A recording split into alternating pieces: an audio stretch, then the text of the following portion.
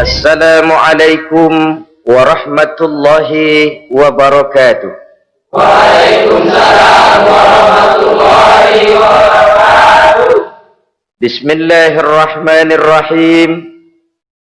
Alhamdulillahi rabbil alamin.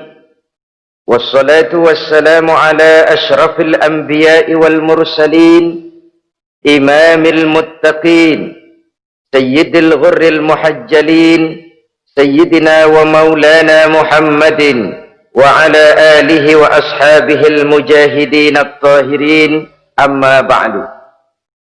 Saudara-saudara kaum muslimin rahimakumullah. Dalam kehidupan ini, pada satu sisi memang kita harus melaksanakan berbagai kegiatan amal ibadah.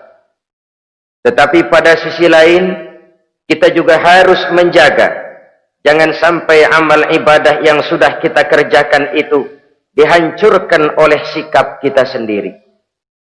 Bahwa kita sudah sholat, alhamdulillah. Bahwa kita sudah zakat dan memberikan sedekah, syukur. Bahwa kita sudah melaksanakan ibadah haji, thayyib. Apakah dengan demikian amal kita sudah menjadi banyak? Nanti dulu. Jangan berbangga hati dan puas diri.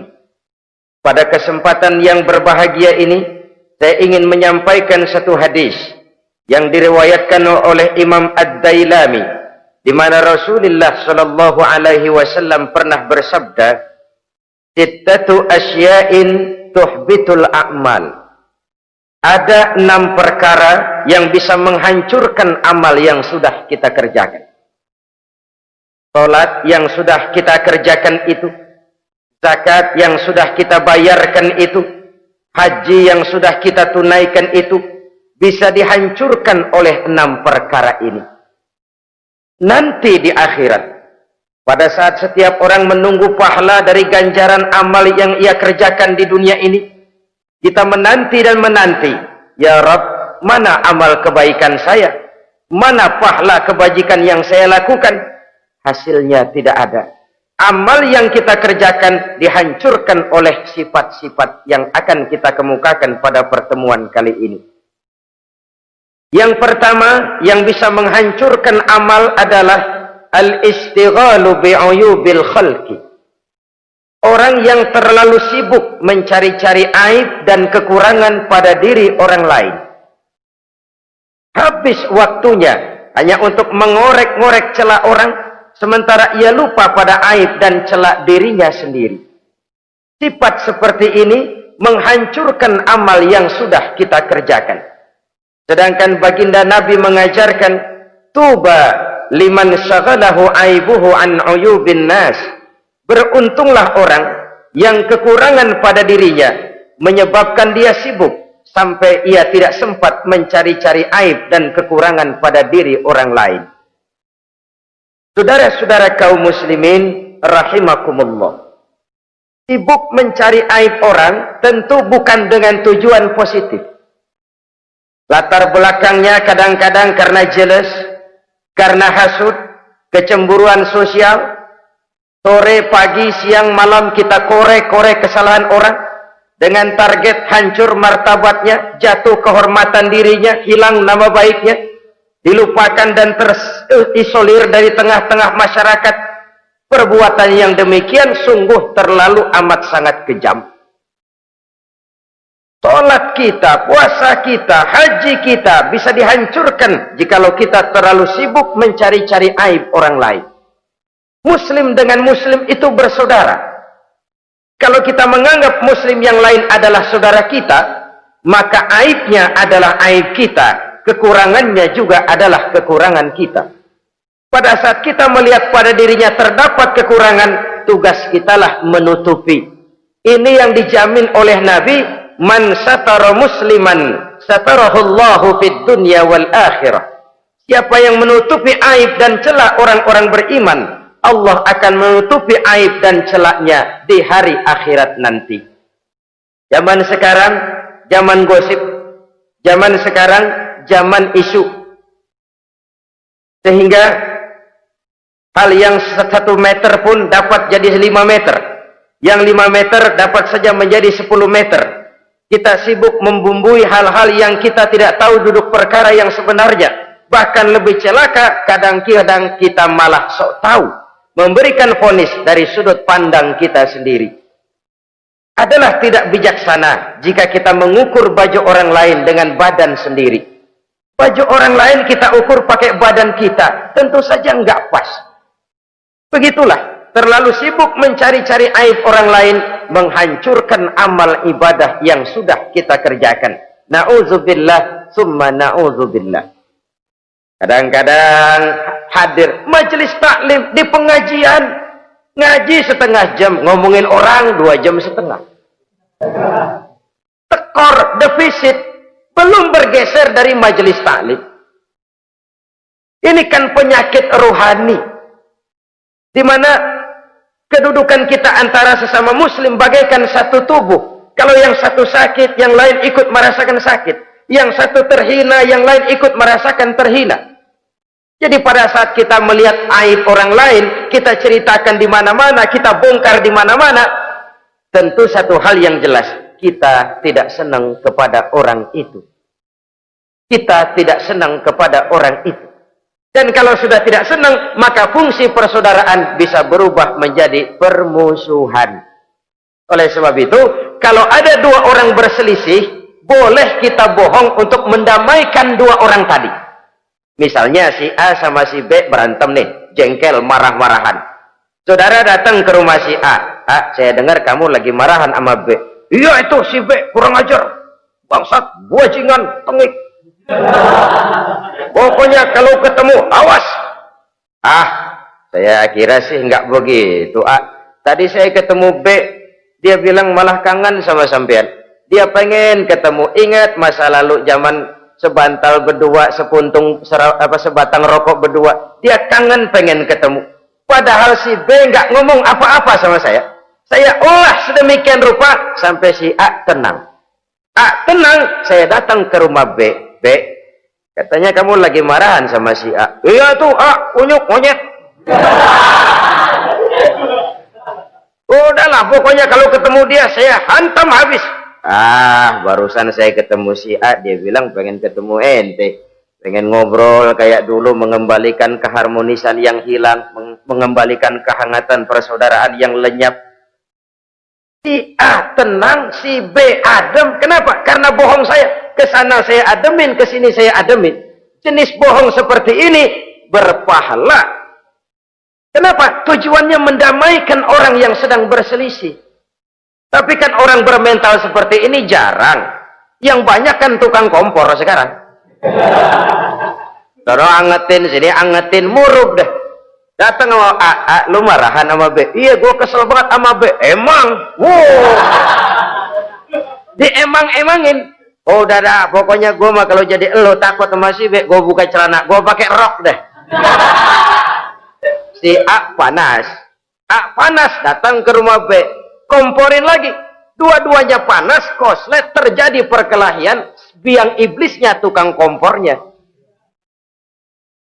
Sampai untuk mendamaikan 2 orang yang berselisih, diizinkan berdusta. Kenapa? Prinsip Islam itu islah, mencari jalan damai, bukan mengeruhkan suasana. Inilah realitas di tengah-tengah masyarakat. Enakan ngomporin daripada nyiramin. Enakan manasin daripada mendamaikan 2 orang yang sedang berselisih. Apalagi kalau kita punya kepentingan, main nimbrung aja kayak toge. Kagak ngerti urusan, nyampur aja nyampur. Toge kan begitu, toge ada laksa nimbrung, ada gado-gado ngikut, ada kredok masuk. Kagak ngerti juntrungan masalah, main nyampur aja nyampur. Ini kan tidak objektif namanya. Nah, mental seperti ini, wah, sholatnya khusyuk, zakat bayar, sedekah iya, tapi kalau suka cari-cari aib orang, jembreng kesalahan orang di mana-mana, sholatnya, puasanya, hajinya bisa dihancurkan oleh mental yang seperti ini. Jangan bangga-bangga, sholat saya sudah banyak, puasa saya hebat, mantap, haji saya tiap tahun mondar-mandir ke Mekah. Tapi kalau mental seperti ini masih ada, waspadalah. Amal yang kita kerjakan bisa hancur oleh mental, sikap mental kita sendiri. Ini yang pertama. Yang bisa menghancurkan amal terlalu sibuk mencari-cari aib orang lain. Satu. Yang kedua, saudara-saudara, wa qaswatul qalbi. Orang yang hatinya keras, tidak mempan diberikan nasihat. Baik nasihat yang datang dari luar dirinya ataupun nasihat yang datang dari dalam dirinya. Hatinya keras. Dikasih muka tembok, kulit badak, kuping kebo. Makhluk apa namanya itu? Wallahu a'lam. Rai gedek. Pantas ya kalau kita lihat sejarah, Islam itu turun di semenanjung Arabia sebagai tes case. Masyarakat Arab 14 abad yang lalu dikenal keras, kasar, brutal, primitif dari berbagai aspek kehidupan. Standar kalau di tengah masyarakat yang begitu keras Islam berhasil, masyarakat lain lebih mudah masuk. Rasulullah diutus di Cianjur lalu dakwahnya sukses, saya nggak kagum. Paling-paling datang Nabi ke Cianjur disambut dengan ramah. Enggak, Rasul. Ayah nama kumaha Rasul wae, ayah nama saja. Pasti aman, damai, tidak ada cerita perang. Tapi Masya Allah, turun di tengah satu struktur sosial yang keras, kasar, primitif. Menghadapi orang yang hatinya keras seperti ini, apa prinsip kebijaksanaan yang dilaksanakan oleh Rasul dalam menerapkan syariat Islam? Pertama, at-tadrij fit tasyri'. Dalam melaksanakan syariat, prosesnya melalui tahapan. Contoh, jahiliyah dulu itu paling senang sama mabuk. Geng. Pinteler.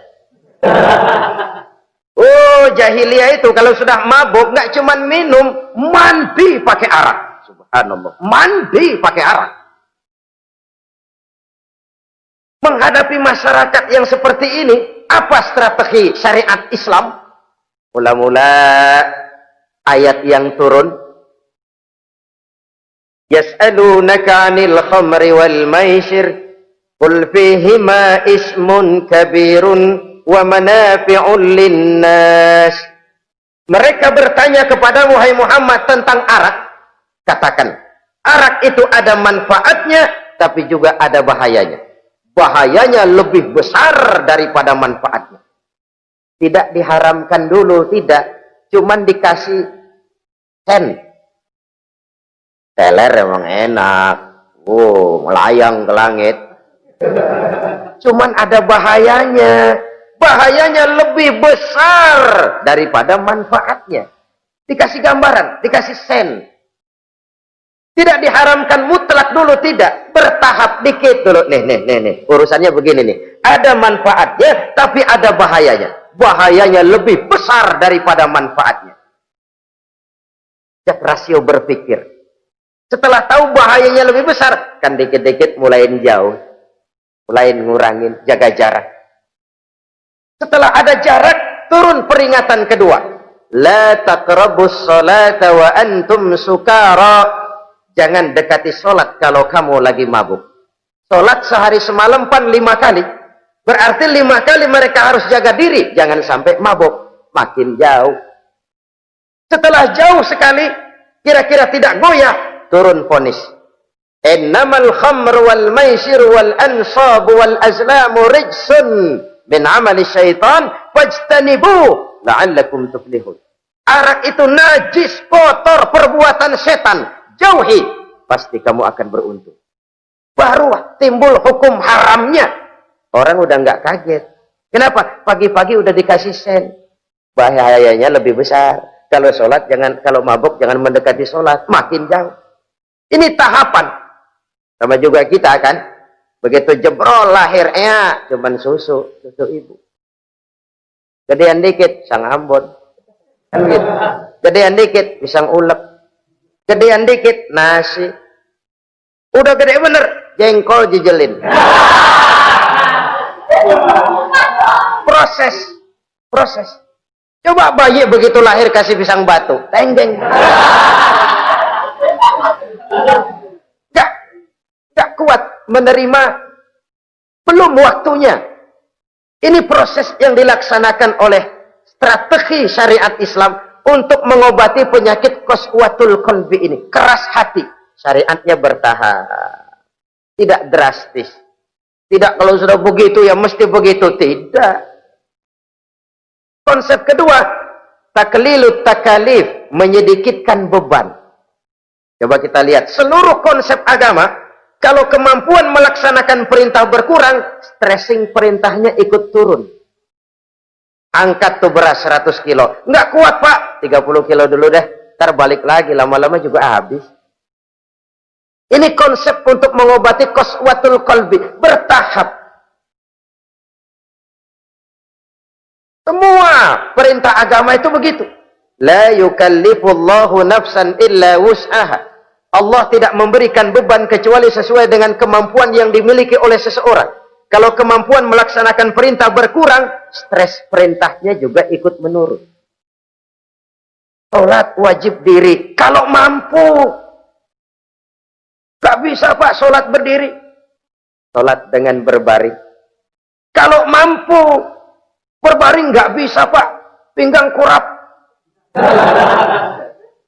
Salat pakai isyarat.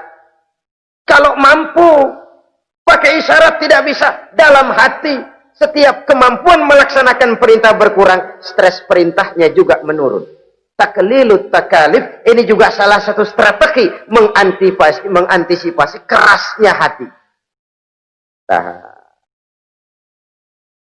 konsep yang ketiga dari syariat, al-musawat bainan nas fi takalifil ahkam. Persamaan terhadap manusia di dalam berhadapan dengan hukum Allah. Kadang orang yang hatinya keras itu, logikanya jalan, ngukur suasana. Gimana sih lu menggerib kagak bawa ke masjid? No, yang Pak Haji masih di perapatan. Yang Pak Haji disebut. Itu kan cenderung orang begitu. Kalau dia nyolong ayam, dia tunjuk orang yang nyolong kambing. Ini apologi namanya. Kenapa lu nyolong ayam? No, yang maling kambing urusin, gedean. Apologi. Lah kapan mau beres kalau begitu? Tidak introspeksi, tidak self correction, itu apologi. Untuk menutupi kelemahan diri, menunjuk kesalahan orang lain yang lebih besar. Itu kan nggak jantan namanya, apologi. Tidak ada sifat untuk memperbaiki diri sendiri. Karena kecenderungan ini ada, Islam menutupi itu. Dengan apa? Semua manusia sama dalam berhadapan dengan hukum Allah. Gak ada iri hati dalam hukum Islam ini. Salat wajib, wajib bagi siapa? Yang sudah balik dan mampu terhadap semua strata. Jenderal wajib, kopral wajib, apalagi hansip. Tidak ada fasilitas. Wah kamu jenderal nggak apa-apa dah, sembahyang setahun 2 kali, Idul Fitri aja, Maidul Adha, enggak tuh. Semua manusia sama dalam berhadapan dengan hukum Allah. Itu yang Nabi ingatkan. Orang-orang sebelum kamu dahulu hancur, umat-umat sebelum ini rusak binasa. Kenapa? Karena mereka, kalau orang kecil berbuat salah, hukum cepat-cepat ditegakkan. Tapi kalau yang besar berbuat salah, mereka diam pura-pura tidak tahu. Jadi apa ini? Yang namanya mafia peradilan, bukan cuma zaman ayeuna. Sejak zaman sebelum Islam, Nabi sudah mengingatkan, mereka dahulu hancur. Kenapa? Kalau orang kecil berbuat salah, hukum buru-buru ditegakkan. Rame-rame dikeroyokin. Giliran yang gede berbuat salah, diam pura-pura nggak tahu. Hukum pakai pandang bulu. Saudara-saudara kaum muslimin, rahimakumullah. Oleh karena itu, orang yang keras hati, itu bisa merusak amalnya sendiri. Nggak mempan nasihat, rai gedek, muka-muka cuek. Baik nasihat yang dari luar, maupun nasihat yang dari dalam, nggak mempan. Kan dalam hidup ini ada nasihat dari luar, dari orang lain, bisa dari fenomena kehidupan. Ini juga nasihat. Oh, dia itu kaya, tapi pelit. Hatinya begitu ya. Matanya menteleng. Itu kan nasihat. Itu kan nasihat. Oh, dia waktu berkuasa tapi zalim, matinya begitu. Perutnya pancung. Fenomena kehidupan yang kita lihat, yang kita dengar, yang kita saksikan, itu semuanya bisa nasihat. Unzuru kaifa kana akibatul mukadzibin. Lihat kehidupan ini. Dunia ini kan sebuah sekolahan besar. Semua yang kita lihat, kita saksikan, kita pelajari, bisa jadi contoh buat kita. Orang yang bijak, yang bisa mengambil hikmah dari manapun datangnya. Baik dari yang baik, maupun dari yang tidak baik. Saudara-saudara kaum muslimin, rahimakumullah. Nasihat yang datang dari luar. Dari orang atau dari fenomena kehidupan. Atau nasihat yang tumbuh dari dalam diri sendiri. Perubahan organisme tubuh. Itu kan nasihat. Ya Allah. Sekarang cantik jelita. Iya, sedang sweet 17-an. Rambutnya hitam, ikal berderai. Iya, semua memuji. Alisnya katanya laksana semut beriring. Dagunya bak pauh dilayang. Kalau dia senyum, semua orang terpesona. Sekarang 50 tahun yang akan datang, coba senyum, kabur orang. Fenomena kehidupan. Apa yang tidak berakhir? Kenapa harus keras hati? Kita kata kita berkuasa, berapa hari kita punya jabatan? Kita kata kita kaya, berapa banyak harta kita? Kita kata kita alim, kita tahu. Apa yang kita tahu dari semesta jagat raya ini? Lalu apa yang tidak berakhir? Korun yang katanya kaya, mati itu. Fir'aun yang katanya gagah, mati. Napoleon Bonaparte, the Lion of Europe, singa daratan Eropa, mati. Saking matinya, mati.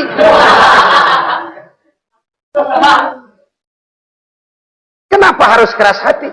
Kenapa tidak melihat perubahan fenomena alam sekitar ini? Apa yang tidak berakhir? Apa yang tidak selesai? Lalu apa yang mau kita sombongkan? Kenapa kita harus keras hati? Hingga pantas dalam hadis kursi Allah menyatakan al-kibriya'u libasi. Sombong itu pakaianku. Manusia enggak pantas pakai pakaianku, kegedean. Pakaian Allah mau dipakai. Kalau Allah sombong, udah pantas aja udah. Kenapa? Kagak ada Tuhan lain selain dia. Udah pantas dia nyombong. Kita nyombong apaan? Oleh sebab itu, beruntung orang kalau diberikan hati yang lembut, mudah menerima kebenaran, peka terhadap kesulitan orang lain, ringan tangan memberikan pertolongan buat mereka yang memang memerlukan. Dan enggak semua orang dikasih begitu. Enggak semua orang. Lain ya, Umar bin Khattab sikapnya keras, tapi hatinya gampang menerima kebenaran. Nah, lain orang kayak begini. Keras sikap boleh keras, tapi hati mudah menerima kebenaran. Wah, kalau Umar kerasnya kan luar biasa. Tapi hatinya kok gampang menerima kebenaran. Ini hidayah. Coba lihat waktu berita Rasulullah meninggal dunia. Sampaikan oleh para sahabat, Umar jengkel. Cabut pedang. Siapa bilang Muhammad mati, saya tabas batang lehernya. Dia nggak siap menghadapi kenyataan. Emosinya yang jalan, bukan rasionya. Keras. Bilang deh, Muhammad meninggal. Saya tabas batang lehernya. Untung ada Sayyidina Abu Bakar. Beliau tidak bicara langsung, cuma pidato. Ayyuhan nas, man kana ya'budu Muhammadan fa inna Muhammadan qad mata. Wa man kana ya'budu Allah fa inna Allah hayyul la yamut. Hai manusia, siapa yang menyembah Muhammad, Muhammad sudah meninggal. Tapi siapa yang menyembah Allah, Allah maha hidup dan tidak akan pernah mati buat selama-lamanya. Sayyidina Umar tersentak. Subhanallah, saya salah. Bagaimanapun Muhammad hanya seorang manusia. saya cinta dia, saya suka dia, nyawa saya pertaruhkan untuk dia, tapi dia manusia dan saya tidak menyembah Muhammad. Ia sadar akan kekeliruannya, berlinang air matanya.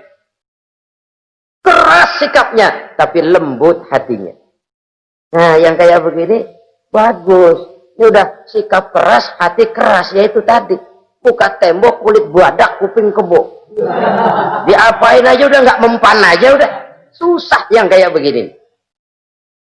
Saudara-saudara, ma'asyiral muslimin rahimakumullah. Jadi yang kedua yang bisa menghancurkan amal kita, orang yang hatinya keras. Wah.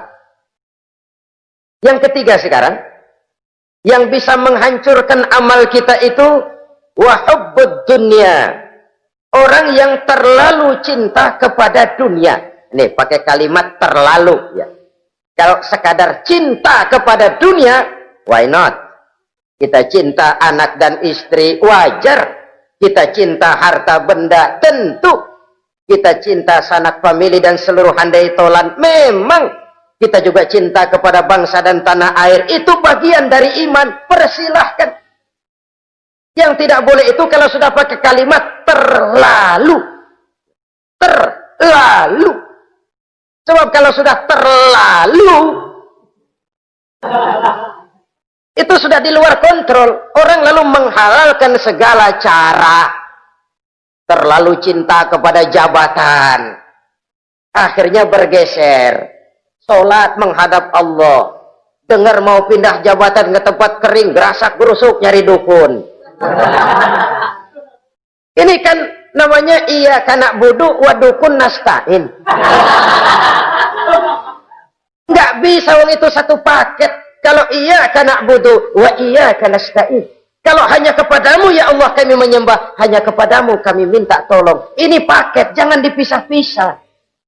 Menyembahnya kepada Allah, minta tolongnya kepada yang lain. Sinkret, bercampur. Iya, kalau es campur enak. Tapi kalau agama dicampur dengan yang lain, nggak enak rasanya. Sama juga begini, ada gelas ya. Kalau sepenuhnya diisi bensin, itu ketahuan, bisa diminum motor. Kalau sepenuhnya diisi air putih, jelas bisa diminum orang. Tapi begitu separuh diisi bensin, separuh diisi air putih, kacau dah. Motor minum, mogok. Orang minum, mabok. Dijual juga nggak laku. Kenapa? Sinkret. Maka Allah pesan, wala talbisul haqqa bil batil. Jangan kau campur aduk yang hak dengan yang batil. Saudara-saudara kaum muslimin rahimakumullah. Begitulah terlalu cinta kepada dunia sering menyebabkan orang out of control. Bergeser dari garis yang telah ditentukan oleh Allah. Apalagi di zaman sekarang ini. Persaingan hidup makin tajam. Tensi ekonomi semakin tinggi. Gaya hidup semakin konsumtif. Sementara lapangan kerja semakin sulit.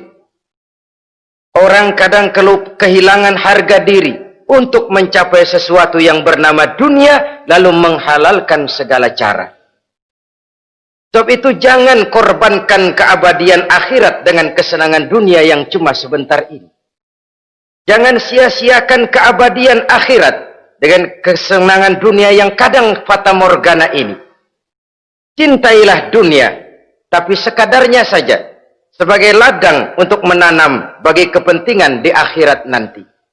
Terlalu cinta kepada dunia bisa menghancurkan amal yang sudah kita kerjakan.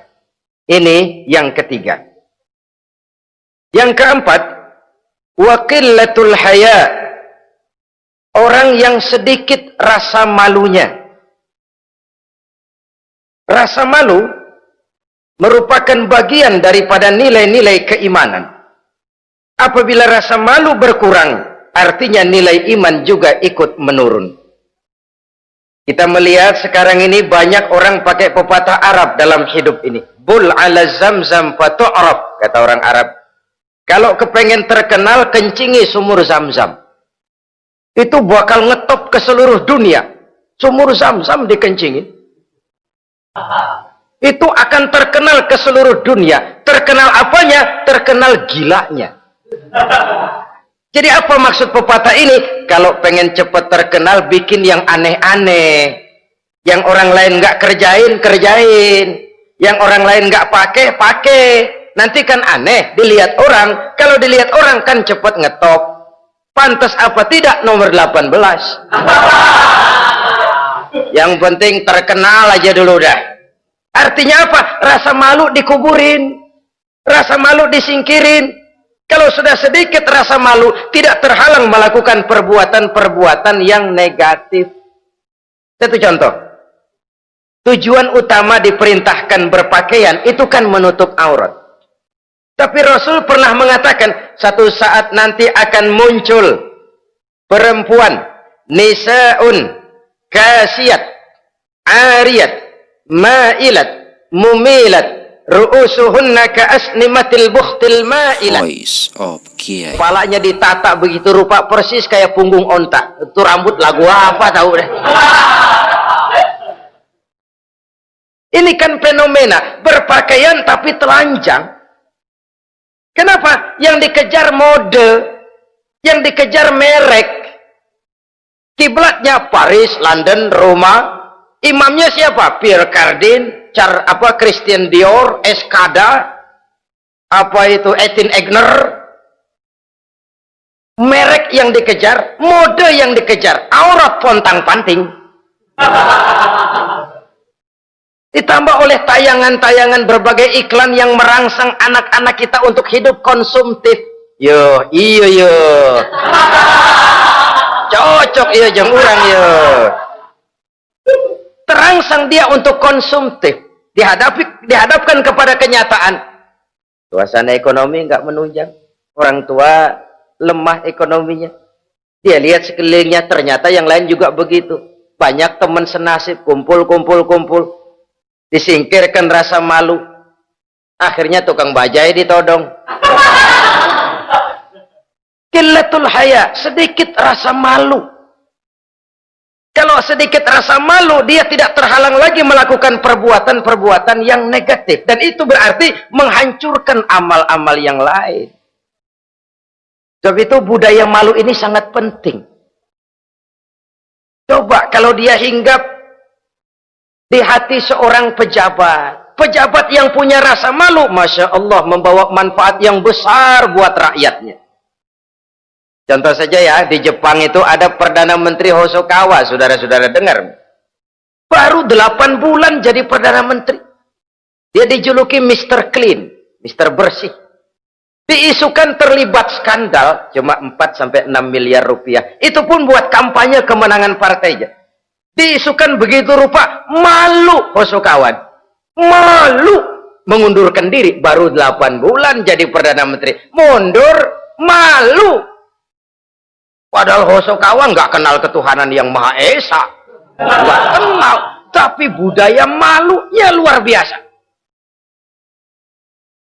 Nah kalau sudah pejabat nggak punya malu, habis. Kan sekarang umpamanya nih, ada impres desa tertinggal, disunatin. Sampai marah betul itu Bapak, para pimpinan negara kita itu. Tidak ada maaf bagi pejabat yang nyunatin IDT. Kenapa? Kan tipis rasa malu. Turun dari atas sunatin, turun ke bawah sunatin, turun ke bawah sunatin lagi. Nyampe bawah tetelan doang dikit banget. Kebanyakan tukang sunat, saudara-saudara. Budaya malu yang nipis. Orang kaya kalau punya budaya malu, bawa rahmat bagi lingkungannya. Ulama kalau punya rasa malu, nggak jual ayat menghalalkan yang haram, mengharamkan yang halal. Bagaimana Kiai? Haram karena belum dapat bagian. Begitu dapat jatah, haram dikit dah. Kiamat umat kalau sudah kayak begini. Budaya malu di segala strata sekarang ini menipis. Dan itu tentu berangkat dari kualitas keimanan. Ini yang perlu dipompa ke permukaan. Dan dilematis memang sering terjadi. Satu contoh, pada satu sisi kita menggalakkan proyek pariwisata. It's okay, kita perlu devisa. Tapi pada sisi lain kita harus menjaga nilai-nilai luhur dari budaya bangsa kita. Jangan sampai kemasukan wisata mancanegara, lalu budaya mereka yang tidak sesuai juga ikut kita serap. Bule masuk ke Indonesia, pakaian seenaknya, dia mau udah pantas aja udah. Perempuan ayab-ayaban ke pasar pakai kutang doang, bule pantas aja. Bocah kita ayab-ayaban ke pasar pakai kaos kutang, perempuan mana panok melulu.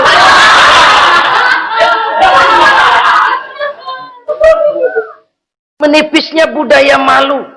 Ada standar bahwa mode hal kedua, merek apalagi. Yang pertama itu menutup aurat dari sisi berpakaian saja. Kalau anak-anak kita diracuni oleh yang namanya mode, diracuni oleh yang namanya merek, dia akan terbuai hidup dalam alam kepalsuan. Sekarang ini hidung pesek bisa dibikin mancung. Kulit keriput jadi kenceng. Operasi plastik. Pada sisi lain pengaruh duit juga luar biasa. Di aki-aki keriput kalau habis gusuran kenceng lagi. Pasaran keras lagi. Oleh sebab itu budaya malu ini perlu kita kembangkan. Supaya di semua strata sosial memiliki budaya yang namanya malu. Sederhana memang, tapi tidak semudah mengucapkannya. Sampai-sampai dijadikan taruhan al-haya'u minal iman. Rasa malu itu bagian daripada iman. Dan malu yang tertinggi, kalau sudah punya malu kepada Allah, itu puncak. Puncaknya di situ. Kalau cuma malu sama mertua, ngaling aja dikit, dia kagak tahu deh. Kalau cuma malu kepada petugas keamanan, terlalu banyak tempat yang mereka nggak lihat. Tapi kalau sudah budaya malu kepada Allah, tidak sejengkal tanah pun terhalang dari pengetahuan Allah. Ini nantinya juga punya pengaruh sosial. Sosial kontrol sekarang juga sudah renggang. Dulu kalau ada hal yang dianggap aib, satu kampung tahu. Malunya selebar awak. Sekarang budaya hidup sudah individualis. Tetangga mau apa kayak cuek aja udah. Akhirnya orang anteng lah, nggak apa-apa ini dah, tenang aja dah, besok begitu aja lagi. Sosial kontrol juga sudah agak renggang sekarang ini. Kalau dulu orang punya rasa sosial kontrol yang begitu dekat. Oleh sebab itu, budaya malu merupakan bagian daripada iman. Orang yang sedikit rasa malunya bisa lepas kontrol. Kalau dia sudah lepas kontrol, dia bisa melakukan hal-hal yang merusak amal perbuatannya sendiri. Oleh karena itu, pada pertemuan kali ini, saya juga mengajak, mari kita tumbuh kembangkan budaya malu ini. Saudara-saudara kaum muslimin rahimakumullah.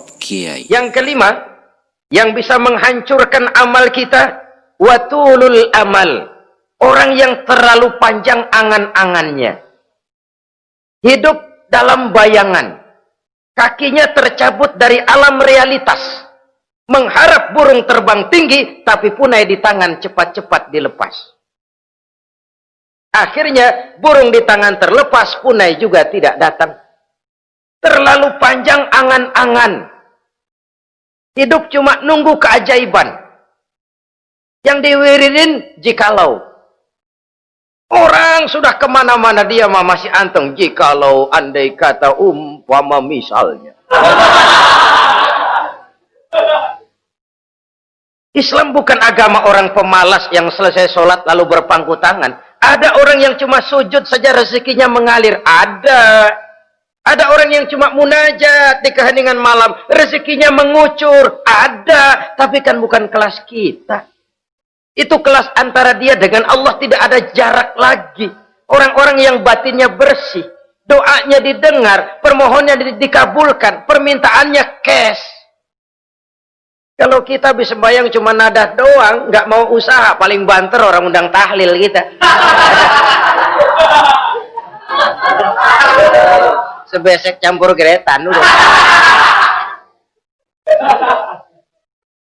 Kita ini tahap yang bekerja, berusaha, berdoa, tawakal. Pernah dalam satu sholat Jumat Rasulullah di masjid, ada seorang sahabat Badui datang dari pedalaman mau sholat Jumat, turun dari onta cepat-cepat masuk ke masjid.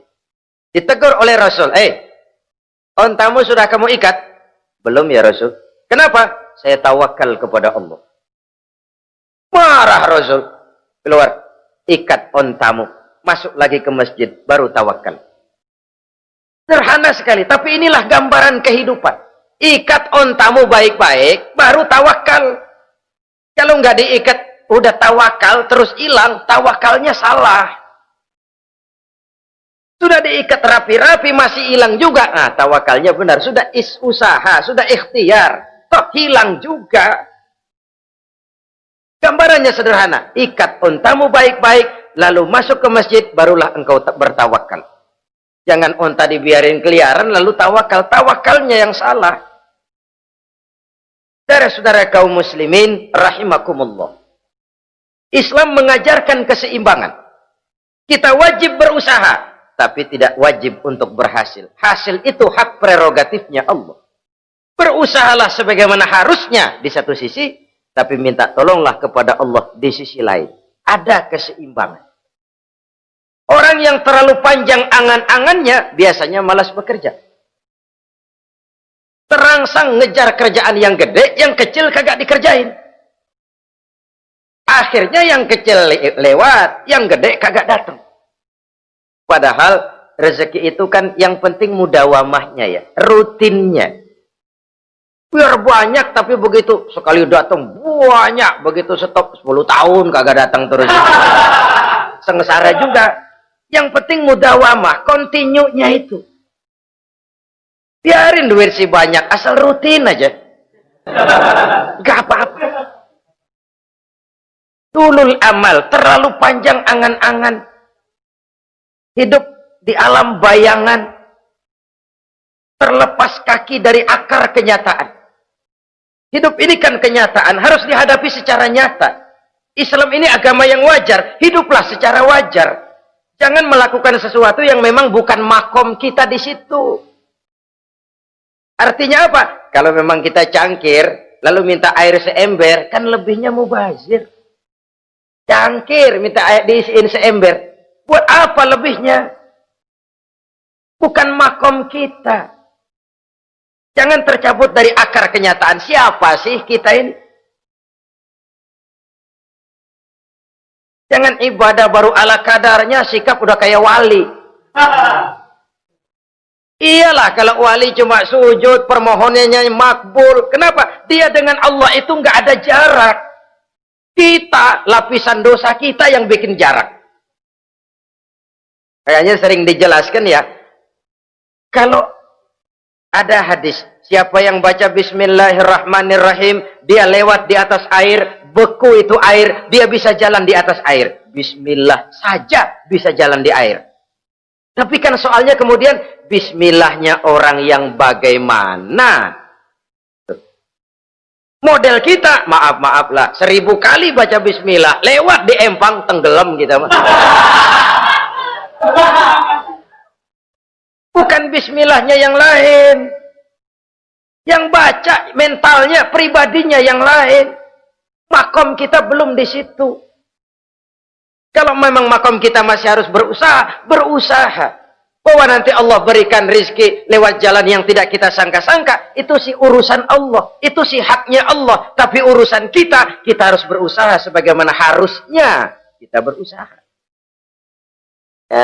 Emang jodoh dari Tuhan, apanya pakai nyari, nanti juga aja datang cuma nenek-nenek kali.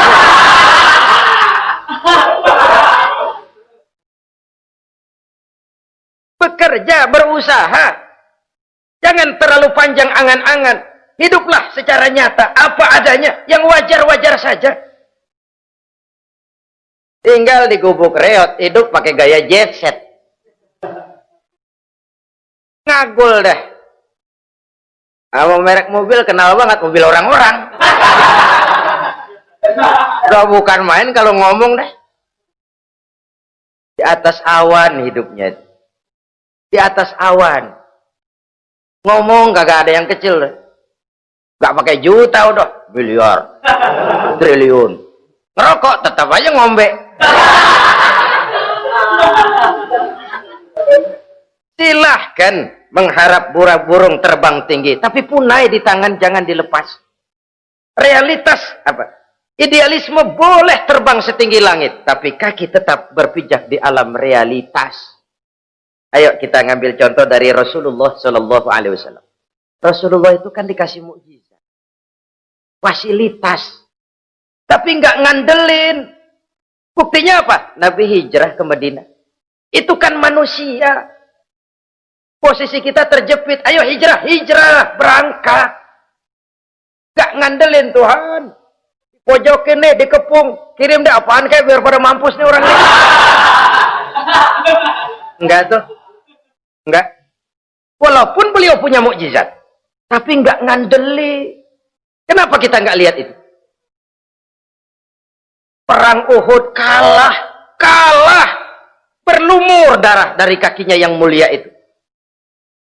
Kalau ngandelin mukjizat, apa pantas Nabi kakinya sampai berdarah? Apa pantas sampai kalah? Kenapa enggak rekes, simsalabim, hancur musuh? Tidak, beliau tidak tercabut dari akar kenyataan. Beliau manusia, hidup dan berjuang secara manusiawi. Perkara Allah mau kirimkan mukjizat, itu haknya Allah.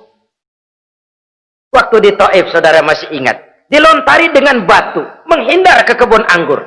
Turun malaikat Jibril, Muhammad, innallaha amaroni an uti'ak.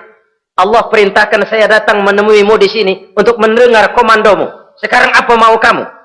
Kalau mau kau orang Taif yang melontari kau dengan batu hancur, saat ini saya angkat Jabal Uhud, saya timpakan mereka biar mati semua. Bagaimana? Dalam keadaan terpojok, dilemparin batu, dikeroyokin, menghindar ke kebun anggur, turun Jibril nawarin bantuan. Apa jawab Nabi? Jangan Jibril, jangan.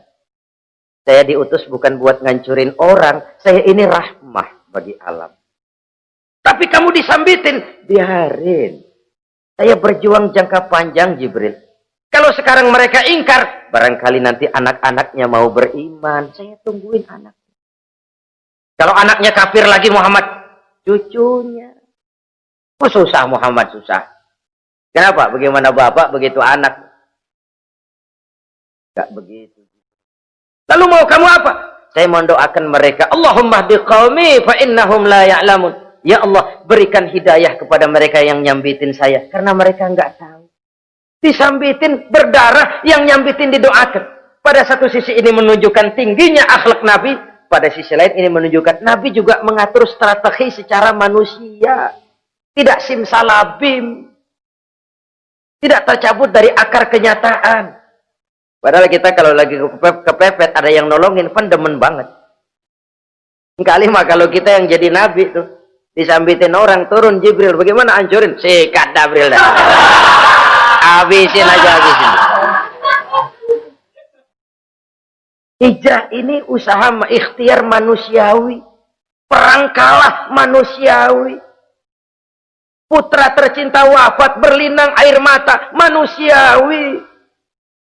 Sakit manusiawi, padahal punya mukjizat. Tapi nggak ngandelin, semua nabi juga gitu. Nabi Musa dikasih tongkat. Tapi berapa kali tuh tongkat dipakai? Waktu ngelawan tukang sihir, waktu nyebrang di Lautan Merah. Itu aja. Selebihnya Nabi Musa berjuang secara manusia, berusaha. Gak mentang-mentang punya mukjizat tongkat, tiap dapat kesulitan, awas tongkat.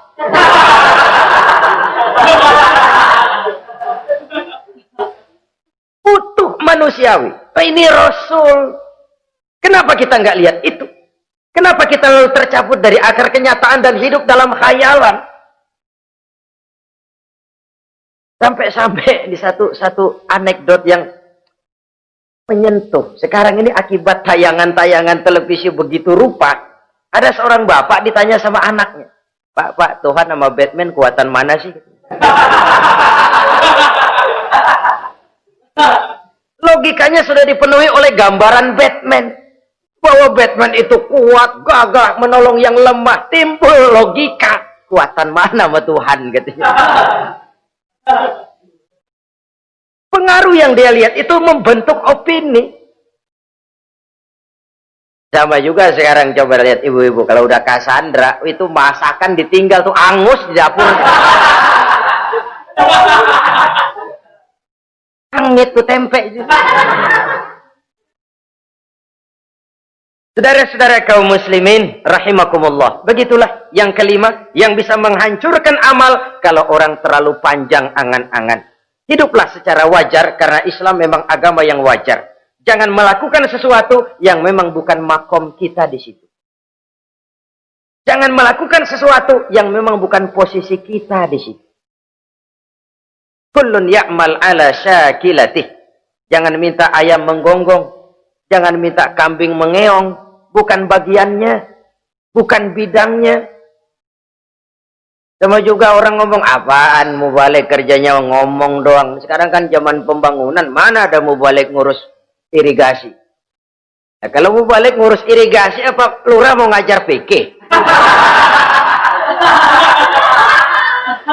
Jangan tercabut dari akar kenyataan. Toh, prinsip modern saja mengajarkan the right man on the right job. The right man on the right place. Orang harus ditempatkan sesuai dengan bidangnya. Jangan tercabut dari akar kenyataan. Inilah kita. Dan inilah yang harus kita lakukan. Hidup ini kenyataan. Hadapilah secara nyata. Perkara Allah mau membuat yang lain. Itu hak prerogatif Allah. Bukan urusan kita. Yang terakhir saudara. Yang keenam yang bisa menghancurkan amal kita. Wa zalimun la yantahi. Perbuatan zalim yang tidak sanggup dihentikan. Zalim kepada Allah. Zalim kepada makhluk atau zalim kepada diri sendiri. Ada orang zalim kepada Allah. Begini banyak nikmat yang diberikan Allah. Nggak sanggup dah kita ngitungnya. Dari bangun tidur sampai tidur lagi nikmat nggak pernah berhenti itu. Bahkan kita tidur sendiri. Sadar nggak kita waktu tidur nggak berdaya? Coba ketika kita ngorok pulas, andai kata kecoa 16 masuk ke kuping kita. Siapa yang mau jagain? Siapa yang mau jagain? Nikmat. Belum pernah nikmat Allah berhenti. Begini banyak nikmat yang diberikan. Dan Allah cuma minta satu. Syukuri nikmat itu. Kalau kamu syukuri, aku tambah. Kalau kamu ingkar, asal tahu saja azabku itu pedih, kata Allah. Orang yang zalim kepada Allah. Orang yang tiap hari memakan nikmat Allah. Tapi enggak pernah mensyukurinya. Akaltum ni'mata rabbikum walam tashkurulah. Kamu makan nikmat Tuhanmu, tapi enggak pernah kamu bersyukur kepadanya. Itu zalim kepada Allah. Pak, dalam hidup ini kan kita dikasih waktu 24 jam sehari semalam. Sehari semalam, 24 jam. 24 jam itu Allah kan enggak minta semua. 5 waktu saja kau lapor kepadaku. Sholat. Sholat kalau bagus 10 menit kan. Taruh dah tuh sholat bagus. Kilat 5 menit dah. Kilat khusus 2 menit. Cepet dia nggak pakai perangko. Taruhlah yang menengah kita ambil 5 menit. Kalau 5 waktu 5 kali 25, 5 kali 5 berarti 25 menit untuk lapor. Hei manusia, aku kasih kau hidup 24 jam. 25 menit kau lapor. Banyak yang berat. Padahal sisanya masih 23 jam 35 menit. Buah gambaran zalim kepada Allah. Padahal zalim kepada Allah yang rugi bukan Allah. Se-ASEAN tidak ada yang sujud. Apa Allah tekor? Apa Allah lalu berhenti jadi Tuhan? Apa Allah lalu jadi lemah? Tidak. Zalim kepada Allah artinya juga zalim kepada diri sendiri. Lalu zalim kepada sesama makhluk. Kadang tidak kita sengaja. Karena itu dalam Islam tidak ada kebebasan mandiri. Ya contohnya ya. Kita beli radio. Kita setel di rumah kita sekeras-kerasnya. Terus dalam hati nih. Radio gue. Beli gue pakai duit gue. Gue setel di rumah gue. Sekeras-kerasnya. Urusan apa sama orang? Kata kita. Tetangga kita kan boleh juga ngomong begitu. Mata gue. Yang ngantuk gue. Gue tidur di kamar gue. Ngapa suara radio lu masuk kemari? Ini kebebasan saya nyetel radio dibatasi oleh kebebasan tetangga saya yang mau tidur. Kalau saya perturutkan nafsu saya sudah zalim kepada dia. Zalim kepada orang lain.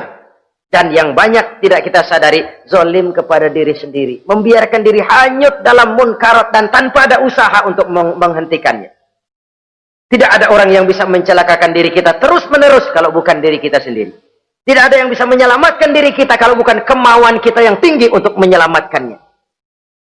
Allah sudah ciptakan kita dalam bentuk yang paling mulia. Fi ahsani taqwim. Dari sekian banyak makhluk yang diciptakan Allah, tidak ada yang sekomplit, seindah, secantik manusia. Ini harus dijaga. Jangan posisi yang sudah tinggi ini kita rendahkan sendiri. Fi ahsani taqwim posisi kita. Tapi kita rendahkan, kita kembali asfala safilin. Posisi yang paling rendah, kita zalimi diri kita sendiri. Karena itu, zalim kepada Allah, zalim kepada orang lain, zalim kepada diri sendiri, akarnya sama, mendatangkan kerugian. Dan bisa merusak amal yang sudah kita kerjakan. Oleh karena itu, mari sama-sama kita berusaha. Pada satu sisi kita melaksanakan amal ibadah sebagaimana yang seharusnya, tapi pada sisi lain kita menjaga nilai-nilai ibadah. Jangan sampai hancur oleh perbuatan kita sendiri.